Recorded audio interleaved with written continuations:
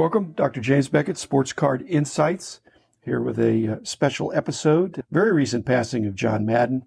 Just heard about it and thought definitely worthy of a tribute. This is Sports Card Insights. He's not so much about the cards as much as about the sports. He does have cards, but an amazing guy. Older than me, so I got to watch his career rise and then retire, and now he's gone, but larger than life. So thanks sponsors, Topps, Panini, Upper Deck, Heritage Auctions, Huggins and Scott Auctions, Mike Stadium Sports Cards, Burbank Sports Cards, ComC.com, and Beckett Media, Beckett Grading, Beckett Authentication. So John Madden, 85 years old, as he's passed now.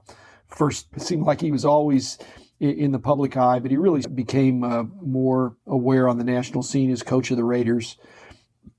But he defines himself as first and always a coach. That was the way he wanted to be described. And frankly, when he went to his second career, where he was even more famous as a broadcaster, he was a coach with a microphone, describing plays, making the game fun. And they said when he quit coaching is because he burned out. But he wasn't burnt out on the sport, probably just burnt out on the aspect of being a coach, which is challenging. He never had a losing season, so I think it'd be easier to get burned out if you were losing a bunch, but he basically had great success as a football coach.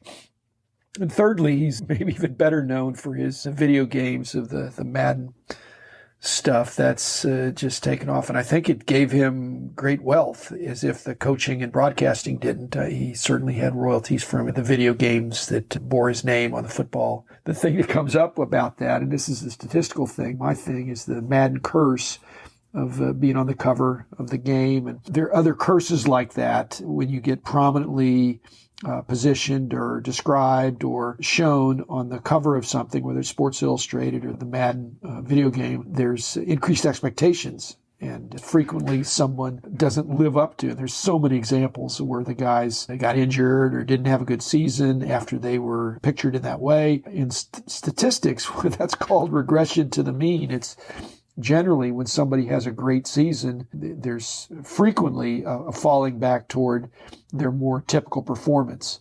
Just if somebody's had a bad year, it may just be like buy the dip, that it's going to bounce back. If somebody just had a bad year or a nagging, but the Madden video game is picturing the guy that had the absolute best year, the Peyton Hillis, who had a career year and then never could recapture. That was just regression to the mean. He was perhaps not as good as he was that one year, and hard to live up to it. So a lot of times people ask me in statistics, if you're a dad and you have a child and the first born is a son, and then what are the chances of having a daughter on the second one? And you say it's arguably 50-50. You have a second child and it's another son. What are the chances that the third one will be a daughter? They're still thinking it's 50-50, but if the third one is a son, then pretty soon you're thinking these aren't what statisticians regard as independent events, that there may be some chemical or hormonal thing that tips the scales a little bit more toward having a male or a female, that it's not exactly 50-50.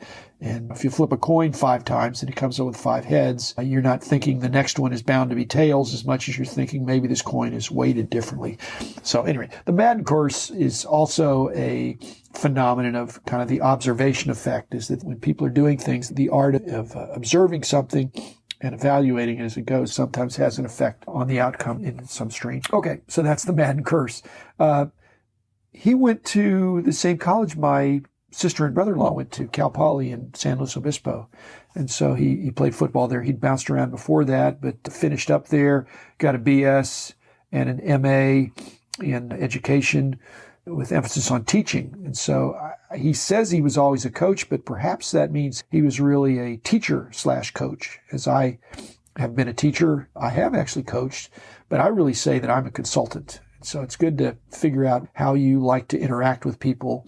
And I'm not a coach as much as I'm a consultant. I'm not as teacher as much as I am a consultant, even though I've done all those things. And I'm more of a consultant than a CEO, even though I've done that too. He was drafted. He was good enough to be drafted by the NFL, by the Eagles, 21st round. Sounds ancient history, 21 rounds of a draft. But that's what they did in those days. There were less teams.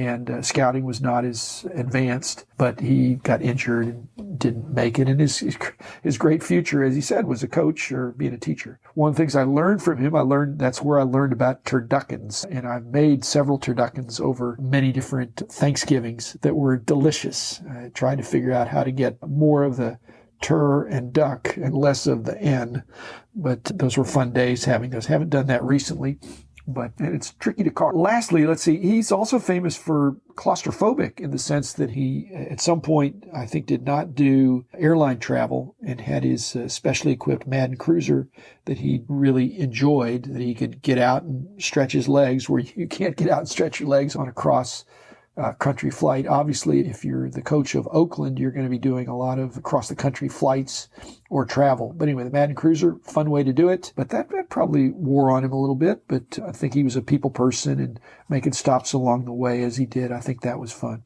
And then finally, this is Sports Card Insights. What's the effect on his cards and collectibles? He doesn't have really cards from when he contemporaneously was playing, not much even from when he was coach.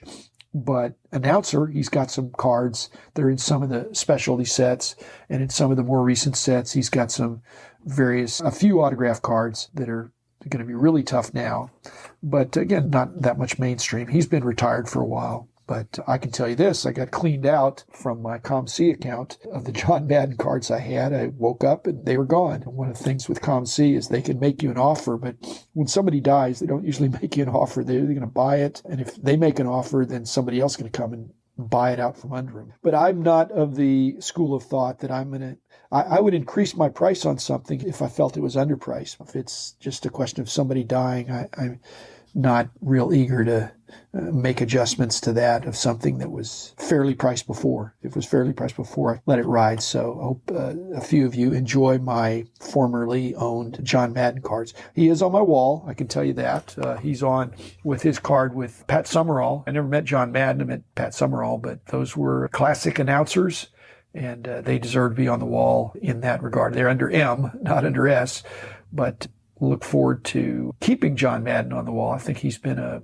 cultural icon, and I like the fact that he had excellence, he had quirks, and wasn't shy about being himself and really bringing joy into the broadcast booth and making football a fun game in spite of being a rough, serious game. So thanks, John Madden. Thanks for your contributions to the sport and to American football culture. And your video game lives on, I'm sure. And I know you're missed by all who knew you and the fans as well. So thanks, everybody. Be back again tomorrow with another episode.